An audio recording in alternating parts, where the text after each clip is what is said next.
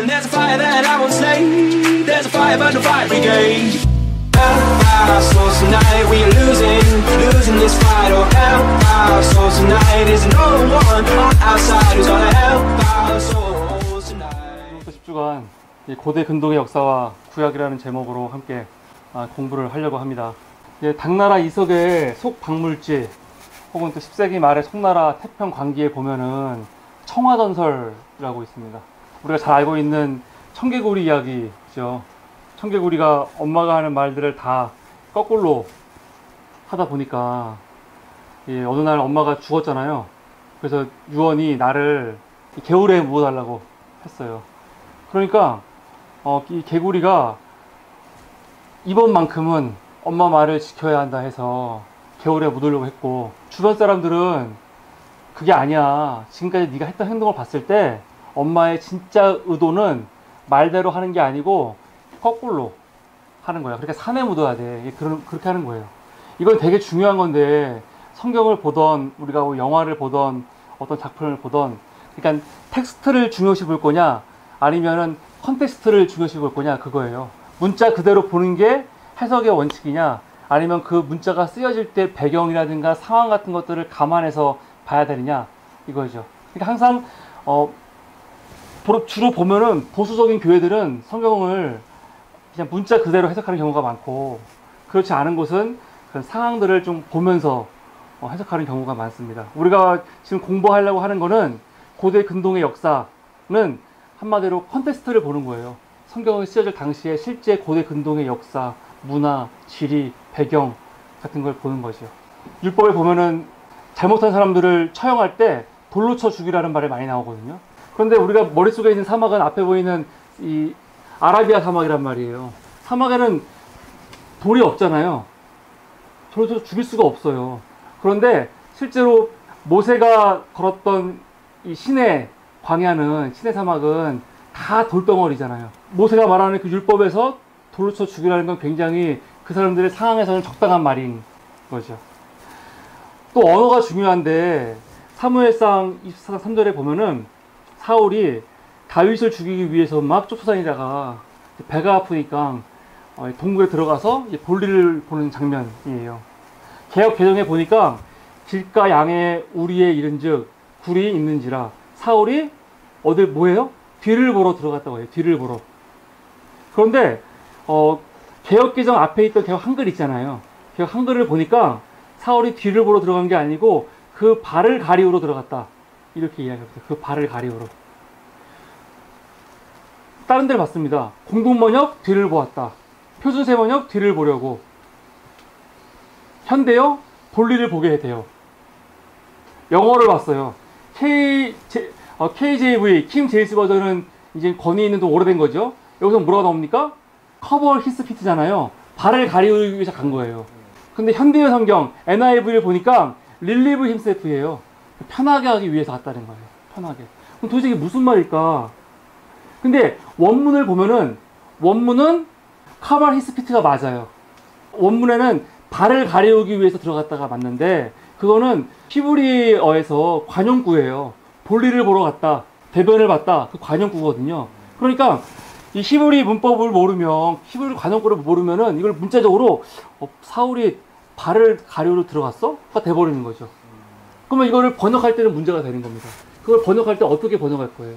그 히브리어 문자 그대로 번역하면은 발을 가리우러 들어갔다, 그냥 한글처럼 번역하는 게 맞는데, 그거의 의미, 컨텍스트를 따라가고 의미대로 한다면 볼일을 보러 들어갔다가 맞는 거죠. 그러니까 성경을 제대로 해석하려면은 이런 배경들을 알아야 된다는 겁니다. 이 언어도 중요한 거였고, 지금 하려고 하는 작업은 바로 이 성경의 배경, 고대 근동의 이야기를 통해서 성경을 좀 더 잘 알아야겠다라는 마음으로 준비한 강의고, 그러니까 이 강의는 사실은 성경 공부는 아니에요. 성경에 대해서 공부하는 것보다 성경을 더 잘 이해하기 위한 그 주변 이야기, 배경들, 특별히 고대 근동의 이야기들을 하려고 합니다. 남유다에서 우시야 왕이고 북이스라엘에서는 여로보암 2세가 왕일 때, 당시 그리스에서는 아주 유명한 음유시인 호메로스라는 사람이 500년 동안 주선으로 내려오던 트로이 전쟁을 소재로 한 두 편의 서사시를 작성했습니다. 호메로스가 시를 쓴 게 아니고 이미 500년 전부터 구전으로 내려오던 것들을 본인이 글로 남긴 거죠. 글로. 이게 일리아스와 오디세이라는 아주 유명한 작품이죠. 서양 문학의 거의 뭐 최초의 문학 볼 수 있는. 트로이라는 지명이 있는데 트로이의 별명이 일리오스예요. 일리오스. 일리아스는 일리오스의 이야기라는 뜻입니다. 일리아스의 이야기는 트로이와 그리스 연합군이 전쟁을 해서 10년째 되던 해, 10년간 전쟁을 하거든요. 10년째 되던 해 마지막 50일을 남겨놓고 벌어지는 일이 이 일리아스 이야기고, 오디세이아는 전쟁이 끝난 다음에 오디세우스라는 그리스 연합군의 장군이 본국으로 돌아가는데 고생을 엄청나게 해요. 10년간 본국으로 못 돌아가요. 10년간. 그리고 마지막 40일 동안 이야기를 담으면서 그 10년간의 이야기를 압축한 게 오디세이아예요. 일리아스하고 오디세이아는 이 트로이 전쟁을 가지고, 소재를 가지고 같이 엮여 있는 거죠. 그만큼 서양 문학에서는 트로이 전쟁이 너무너무 중요합니다. 트로이 전쟁.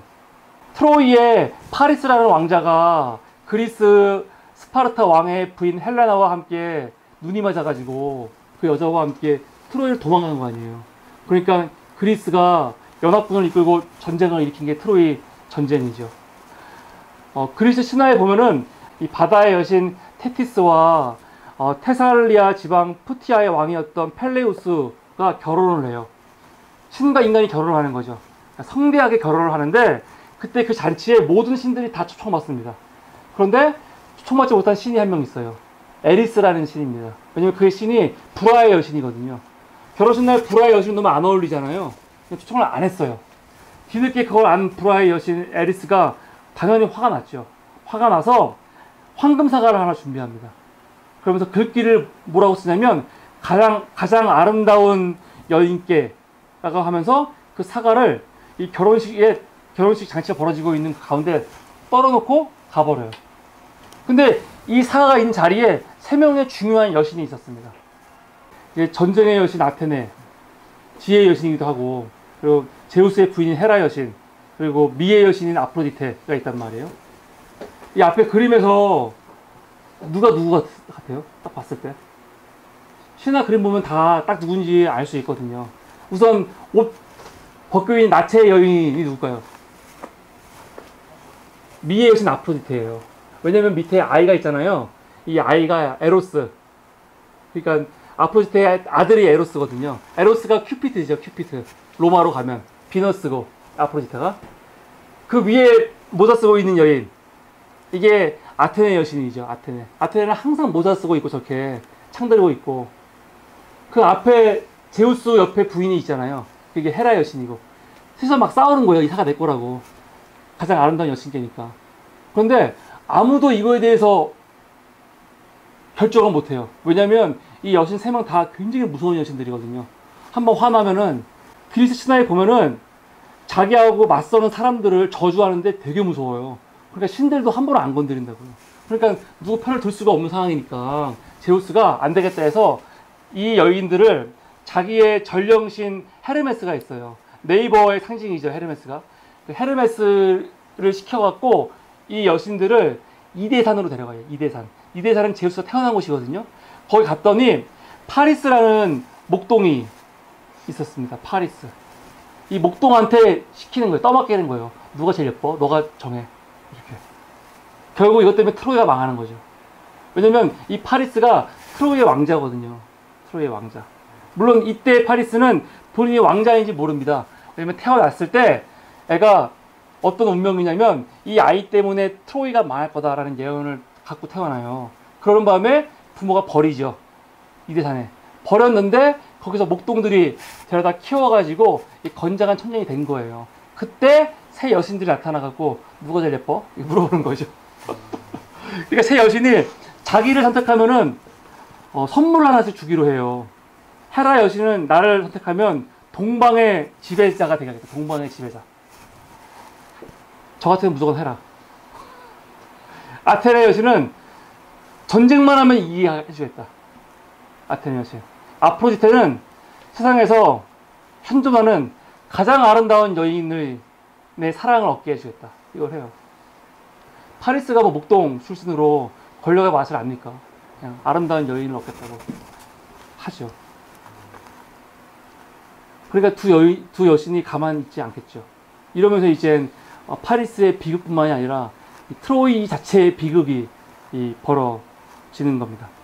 정령 1,000척의 배를 출범시키고 일리움의 까마득한 탑들을 불타게 만든 바로 그 얼굴이란 말인가 라는 유명한 대사가 있어요. 16세기 영국의 극작가 크리스토퍼 말로가 포스터 박사라는 그 희곡에서 헬레나를 보면서 한 말이거든요.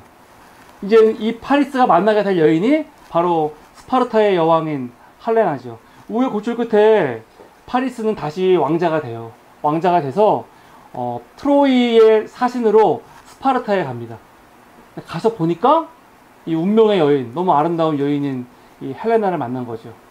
그러니까 아프로디테는 내가 가장 아름다운 여인의 사랑을 얻게 해주는 거지, 그 사람이 결혼을 했건 안 했건 관계없는 거예요. 그러니까 그리스 신화에 보면은 굉장히 윤리의식이 없잖아요. 결국 둘이 사랑에 빠집니다. 몽테뉴가 했던 유명한 말 중에 사랑은 규칙을 알지 못한다 라는 말이 있거든요. 사랑은 규칙을 알지 못한다. 그러니까 사랑 빠지면 아주 온순했던 사람도 그렇고 아주 이성적이고 상식적인 사람도 아주 도발적으로 되잖아요. 도피하고. 영화 배우. 그러니까 사랑에 빠지면 이렇게 되는 거예요. 미니씨 사랑에 빠지면 이렇게 되는 거예요. 홍상수와 김민희 맞죠? 네, 맞아요. 남들이 할 때는 욕하지만 내가 할 때는 그게 아니잖아요. 그러니까 그때부터는 규칙이 없죠. 그러니까 파리스도 그렇고 이 헬레나도 그렇고, 헬레나 그때 애도 있었거든요. 애도 있었는데 남편 스파르타 왕 메넬라오스가 자리를 비운 사이 둘이서 도망가죠. 근데 멀리 도망가던가 아무도 모르는 곳으로, 왜 자기 나라로 돌아가요? 트로이로 도망을 가죠. 트로이 도망갈 때 숨어서 갔어요, 여인은. 그러니까 몰랐어요. 알았으면 안 태웠을 거예요, 다른 사람들이. 근데 결국 간 거죠. 자기 부인이 납치됐다고 생각하는 메넬라우스는 납치가 아닌데 창피하니까 납치라고 해야죠. 납치됐다고 하는데, 그 스파르타 왕도 문제지만 그의 형이었던 미케네의 왕이었던 아가멤논이 아주 무서운 사람이에요. 당시 그리스는 다 도시국가였거든요. 근데 이 전체 맹주 같은 사람이었어요. 맹주. 그러니까 이 아가멤논이 동생을 위해서, 이건 있을 수 없는 얘기다. 그래서 그리스에 온 군대를 다 소집하잖아요. 소집하고 이제 트로이와 전쟁을 하는 거죠. 당시 트로이는 굉장한 강대국이었어요. 1대1로 붙어왔으면 아마 다이다이로 했으면은 이길 수 있는 곳이 없었을 거예요. 근데 그리스가 전체가 연합이 돼갖고 트로이를 공격하는 거, 이게 바로 트로이 전쟁입니다.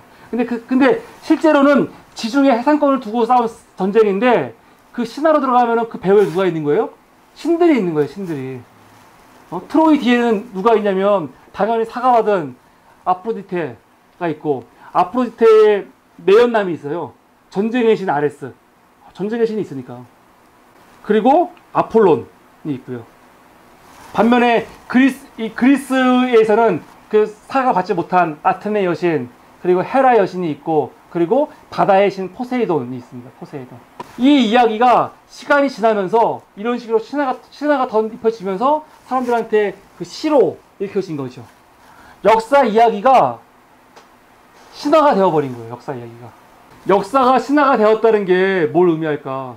우리는 보통 신화라고 하면은 역사가 아닌 것, 혹은 허황된 것, 아니면 뭐 거짓말, 그렇게 얘기하거든요. 황당한 것. 그런데 사실 인류에게 신화는 오랜 세월 종교이면서 역사이고 자연법칙과 운동, 세상의 질서를 설명해주는 과학이었어요. 르네상스, 계몽주의, 과학혁명 일어나면서부터 한 거지, 그 전까지 신화는 사실은 고대인들에겐 과학이에요, 과학. 왜 사계절이 왜 있어? 겨울이 다음에 왜 봄이 오지? 같은 거 설명할 때 어떻게 설명하는 거예요? 땅의 여신이 자기의 딸을 하데스한테 뺏겼잖아요. 너무 슬프니까 겨울이고 6개월마다 딸이 올라오거든요. 그럼 봄이 되는 거예요. 이게 그 사람들한테는 세상의 원리를 설명하는 과학인 거죠. 트로이 전쟁만 하더라도 사실은 크세르크세스 1세 영화 300에 나오잖아요. 성경에는 아하수에로, 에스더의 남편이죠. 이 사람이 페르시아 전쟁을 일으키기 전에 실제로 아테네 신전에 가서 황소 1000마리를 제물로 바치고 전쟁을 임했어요. 그리고 알렉산더 대왕 같은 경우도 전쟁을 하기 전에 갑옷을 아테네 신전에 바치고 아킬레우스, 그러니까 트로이 전쟁은 사실은 아킬레우스가 주인공이거든요. 아킬레우스의 묘소에 화환을 바치고 전쟁을 했거든요. 고대인들에게는 트로이 전쟁, 트로이 신화가 단순히 신화가 아니었어요. 실제 이야기였지. 로마의 시조, 보통 누구 얘기하면 아이네이아스 얘기하거든요. 트로이 전쟁의 유일한 생존자. 트로이가 다 망했잖아요. 트로이 측의 유일한 생존자의 장군인데, 이 아이네이아스가 자기 부모님을 데리고 아이를 데리고 트로이를 빠져나와가지고 결국은 돌아다니다가 이탈리아에 도착해갖고 여기서 로마의 시조가 되는 거거든요. 그러니까 로마의 시조라는 건 이 사람들이 단순히 시대적 인물이 아니고 실제로 자기들 역사에 인물이라는 거예요. 그 의식이 있었다고요. 근데 어느 순간부터 신화는 정말 신화가 되어버린 거죠. 신화는 정말로 역사가 빠져버린 그냥 허황된 이야기가 되어버린 거예요. 트로이 신화도 사람들이 아무도 이게 역사 이야기라고 생각하지 않았어요. 이건 신화야. 다 꾸며낸 이야기야 라고 얘기했단 말이에요. 과학주의가 발전하면서 계몽주의가 들어오면서 예를 들어서 그 트로이 전쟁이 신화가 되는 것처럼 성경도 마찬가지로 다 신화화 되어버렸죠. 원래 17세기, 18세기 이전까지만 하더라도 중세 시대에 성경은 사람들에게 이 세상에 만들어진 기원, 인간이 만들어진 그 기원을 설명해주는 사실은 과학이었고 역사였거든요. 그러니까 루터도 그렇고 칼빈도 그렇고 인류의 역사가 성경을 근거로 막 계산했거든요. 이 사람들이요. 인류의 역사가 한 6,000년밖에 안 됐다. 그랬어요. 가장 유명한 사람은 1650년경에 아일랜드의 대주교였던 어셔라는 분이 계시는데, 그 사람이 창세기 족보 같은 걸 다 계산해갖고 이 땅에 창조된 연수는 기원전 4004년이야 이렇게 얘기해버렸어요. 그때부터는 사실은 사람들이 크게 의심하지 않고 그렇게 믿었거든요. 인류는 이렇게 됐어. 근데 그게 18세기, 19세기에 지질하게 발전하면서 말도 안 되는 이야기야. 이게 돼버린 거고요. 1600년대 사람인데 어셔는, 그 사람이 인류의 역사는 기원전 4400년부터 시작됐어요. 이걸 막 비웃고 그래요. 이 비웃는 거 자체를 사실 비웃어야 돼. 왜? 그 당시로서는 그 사람들이 굉장한 과학적 사고를 한 거야. 이게요. 최선이었어요. 왜냐면 성경 외에 어떤 책들도 인류의 기원, 우주의 기원을 말하는 게 없거든요. 기원을 말하는 거는 신화밖에 없어요. 성경과. 원래 과학은 기원을 말하는 게 아니에요. 과학이라는 게 뭡니까? 반복되는 현상을 실험해서 그 원칙을 발견하는 게 과학이지, 기원이라는 건 딱 일회성으로 만들어지는 거 아니에요. 그 기원을 따지는 건 과학이 할 일이 아니에요, 원래가. 근데 그거를 과학적 사고라고 뭔가를 막 얘기하는 거, 그 자체가 사실은 신화죠. 저는 신화라고 생각해요. 그런데 이런 식으로 역사가 배제되어서 신화화되었던 트로이 이야기를 다시 역사의 이야기로 바꿔놓은 사람이 바로 슐리만이라는 사람이죠. 슐리만. 하인리히 슐리만. 슐리만은 8살 때 아버지가 루드비히 예거의 어린이를 위한 세계사라는 책을 선물을 받아요. 근데 여기서 트로이 이야기를 읽었거든요. 근데 거기에 사파가 있어요. 사파는 뭐 다 그냥 상상도죠. 근데 그게 이 아이한테는 굉장히 충격이었나 봐요. 사파가 어떤 사파였냐면, 그 거대한 트로이 성벽이 다 불에 타는 장면이었어요. 근데 그때 이 꼬마 아이가 생각하기를, 야, 트로이 성벽이 저렇게 거대하면은 아무리 멸망했을지라도 그 흔적이 어딘가에 있겠다. 그런 마음을 애가 어렸을 때부터 먹은 거죠. 그리고 나서 시간이 많이 지났어요. 많이 지났지만 슐리만 같은 경우는 이 트로이에 대한 이 어렸을 때 강하게 받았던 그 인상이 남아 있었습니다. 슐리만이 사업가로서 굉장히 성공하거든요. 사업가로서 성공했다는 거는 그 사람이 일반적인 삶의 패턴이 허황된 사람이 아니라는 거예요. 사실은 사업을 막 이상주의자들이 해갖고 물론 성공할 수도 있지만 대부분은 굉장히 합리적이고 현실적인 사람들이 하는 거잖아요. 근데 사업가로서 아주 대성공을 한 사람이 슐리만이에요. 근데 그 사람이 이 트로이 발굴을 위해서 이렇게 사업을 열심히 하면서도 언어 공부를 굉장히 열심히 했습니다. 언어 공부를. 그래서 32살 이전에 이미 영어, 프랑스어, 네덜란드어, 스페인어, 포르투갈어, 이탈리아어까지 완전히 마스터하고 1954년 32살 됐을 때 스웨덴어, 폴란드어를 공부합니다.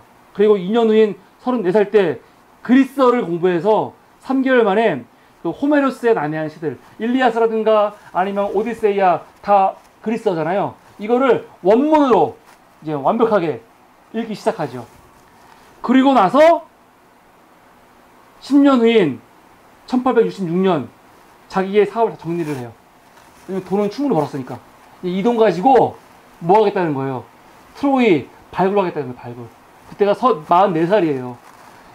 이때는 모든 사람들이 다 트로이가 어딨어. 신화지. 그랬거든요. 트로이 자체를. 근데 슐레만은 계속 있다는 거예요, 그게. 그리고 44살 때 자기 재산을 다 정리하고 프랑스 파리로 오죠. 거기서 이집트학, 그리고 산스크리트어, 그리스와 아랍 철학자들의 책들, 고전시, 근대 불문법, 비교 문법을 또 공부를 합니다. 47살 때 로스토크 대학에서 박사학위를 받아요. 그리고 2년 후 49살 때 꿈에 그리던 트로이 발굴을 시작을 해요. 49살 때. 왜냐면 그때 그 관할지가 오스만 투르크였는데 오스만 투르크에서 그때 허락을 한 거죠. 그때부터 20년간 7차례 트로이 발굴을 합니다. 결과적으로 트로이 발굴 못했어요. 못했지만 더 중요한 것들을 발굴했죠. 뭐냐면 지금까지 신화로만 알고 있었던 미케네 문명. 아까 말씀드렸지만 스파르타 왕의 형이 어디 왕이었어요? 미케네 왕이었잖아요. 미케네, 아가멤논. 앞에 보이는 게 발굴한 아가멤논의 마스크라고 알려져 있는 이건데 여기서 아가멤논 이 미케네 문명을 발견을 하는 거예요. 그러니까 지금까지 신화였던 것들을 이 슐리만 때 발견된 거죠. 슐리만이 그 이후에 트로이라고 발견한 것들이 많이 있는데 사실은 트로이가 아닌 다른 것들. 그런데 이걸 통해서 지금까지 신화라고 숨겨져 있던 굉장히 많은 것들이 발견이 돼요. 그리고 지금도 트로이 발굴하고 있거든요. 지금 발굴하는 이유는 뭐냐면 이때 슐리만이 발굴했던 그 업적들, 공원들이 있기 때문에 아 진짜 있나 보다 해서 지금 시작하는 거예요. 그러니까 얼마나 대단한 사람이에요. 지금은 트로이에 대해서 이거는 없어. 트로이라는 도시는 거짓말이야 라고 말하는 사람 거의 없죠. 다 실제가 된 거예요. 원래 역사였는데 역사가 신화가 되고 다시 역사의 자리로 돌아왔다고 할 수 있습니다. 근대적인 사고가 일어나면서 트로이 이야기가, 트로이 전쟁이 신화가 된 것처럼 성경도 사실은 모든 사람이 중세인들은 당연히 하나님의 말씀이지만 역사로 믿었었는데 어느 순간부터 역사 아니야 돼버린 거죠. 그 계기를 마련한 사람 중에 한 사람이 앞에 보이는 줄리어스 벨 하우젠 같은 분이에요. 학자인데 구약학자죠. 이분이 쓴 책이 이스라엘 역사 서설이라는 책이에요. 창세기 1장부터 11장까지는 사실은 뭐랄까 굉장히 신화화된 이야기들이 많이 해요. 그쵸? 그냥 그거는 뭐 역사성이 없어. 오케이. 근데 12장부터는 굉장히 구체화된 이야기잖아요. 그래서 사실 사람들이 족장시대 이야기만 하더라도 다 그냥 이건 역사라고 믿었단 말이에요. 그 앞에 얘기는 빼고더라도. 근데 이 줄리어스 벨하우젠이 나오면서 그걸 역사로 더 이상 받아들이지 않게 된 거죠. 이분이 하는 말은 뭐예요? 이때까지는 모세 오경을 누가 썼냐면 모세가 썼어요. 모세 시대 때. 근데 이분은 어떻게 말하냐면은 모세 오경은 모세가 쓴 게 아니라는 거죠. 이거는 굉장히 많은 많은 책들이 있어요. 제2문서, D문서, P문서, E문서, P문서 이런 문서들이 합쳐갖고 만들어진 문서라는 거예요. 근데 되게 충격적인 얘기는 뭐냐면 족장 중에 아브라함 있잖아요. 아브라함, 이삭, 야곱 있죠. 성경에 보면은 이 사람들이 굉장히 중요시 여기는 지역들이 있어요. 아브라함이 헤브론과 관련이 깊어요. 보면은 무덤도 헤브론에 있고 헤브론. 이삭은 아브라함의 아들이 이삭이잖아요. 이삭은 브엘세바. 그리고 야곱은 세겜과 관련이 있는데 그 세 명은 가나안에서 믿던 신이라는 거예요. 신 원래. 이때는 다 도시마다 성소가 있으니까 자기들 신을 믿으니까 헤브론에서 믿던 신이 아브라함이고, 그리고 세겜에서 믿던 신이 야곱이고, 브엘셈에서 믿던 신이 이삭인데, 나중에 이스라엘 백성들이, 이스라엘 사람들이 가나안에 들어와갖고 자기들이 이 지역에 사는 이 정당성, 명분을 위해서 결국 그 신들을 자기들 조상으로 만들었다는 거죠. 그냥 우리는 옛날부터 있었어. 그런 식으로. 굉장히 충격적인 이야기잖아요. 그런데 19세기 이후에 광화가 발달한 게 아니고 고고학이 발달한단 말이에요. 그러면서 성서 고고학이라는 게 태동이 돼요. 성서 고고학이 태동이 되면서 국장시대 이야기가 신화가 아니구나, 실제 이야기구나라는 게 어느 정도 윤곽이 드러나는 거죠. 성서 고고학은 우리가 편견을 버려야 되는데, 이거는 성경을 그냥 합리화하려고 만든 고고학이 아니에요. 성서 고고학은 뭐냐면 성서의 배경이 되는 메소포타미아, 그리고 레반트, 이집트, 이 지역이 다 성서의 배경이거든요. 앞에 보이는 제임스 브레스테드라는 사람이 비옥한 푸순달 지역이라는 명칭을 남겼어요. 뭐냐면 고대 근동에 이 빨간색으로 표시된 이 지역은 굉장히 비옥해서 농사를 짓고 사람들이 잘 살 수 있는 지역이라는 거예요. 근데 성경을 보면은 성경은 다 이 지역 안에서 일어나는 일들이에요. 이게 다 아브라함이 걸었던 이야기예요. 아버지 데라와 함께 갈대아 우르에서 나와가지고 하란에 머물다가 가나안 내려와서 이집트까지 갔다가 다시 올라오잖아요. 이 지역. 성서 고고학은 이 지역을 유적을 발굴하고 연구하는 게 성서 고고학인 거죠. 그러니까 성서 고고학을 다른 말로 하면은 근동 고고학이에요. 근동 고고학. 그래서 지금 고고학에서는 성서 고고학이라는 말 쓰지 말아라, 근동 고고학이라는 표현 써라, 이렇게 말 나오거든요. 그런데 성서 고고학자라고 하는 거죠. 왜냐면 이분들은 대부분 다 신앙인들이거든요. 신앙인들이고 이 사람들은 실제로도 이걸 통해서 성서의 말씀을 입증하는 마음도 있고. 그런데 중요한 거는 성서 고고학이라는 거는 일반 고고학인데 성서의 무대를 중점으로 하기 때문에 성서 고고학이라고 하는 겁니다. 이 고고학을 통해서 발굴된 중요한 두 가지가 뭐냐면, 하나는 문서예요. 문서. 근데 이 당시의 문서는 종이가 아니겠죠. 종이는 나중에 중국에서 나오는 거니까 뭐냐면 토판 문서. 토판. 진흙을 이겨가지고 진흙 위에다가 대나무로 글을 쓰는데, 글을 막 이렇게 쓰는 게 아니고 찍는 거예요. 이렇게 찍는 거예요. 찍으면 말바군 모양처럼 이렇게 글씨가 찍혀요. 이걸 쇠기문자라고 하는데, 그런 다음에 이거를 구워요. 구우면은 딱딱해지겠죠. 그럼 이게 깨지지 않는 이상 마음대로 그러지 않아요. 근데 그게 지금 발굴이 된 거죠. 토판 문서 하나. 또 두 번째는 유물과 유적들 같은 거죠. 이게 아주 중요한 발굴이라고 할 수 있습니다.